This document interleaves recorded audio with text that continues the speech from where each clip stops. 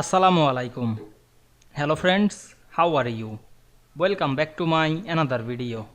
In this video, I am going to show you how to make donut chart in Excel with percentages. Let's get started. At first, you have to open your Excel workbook.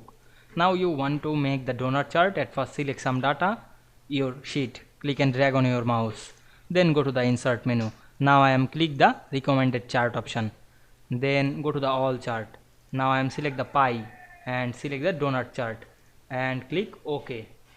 Now you can see we inserted donut chart. Now we want to add the percentage. Click the chart and go to the chart design menu and select the percentages style. Now I am select the style and choose the percentages style. Now I am select this. Otherwise you can rename the title. Now I am click inside the title and rename this.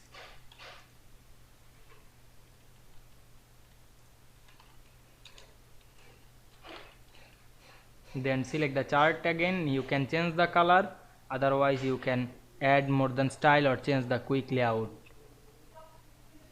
You can add any element or the remove any element. Now we can see we make a donut chart with percentages very easily. I hope you enjoyed my video. Please like, comment, share and subscribe my channel. Thanks for watching.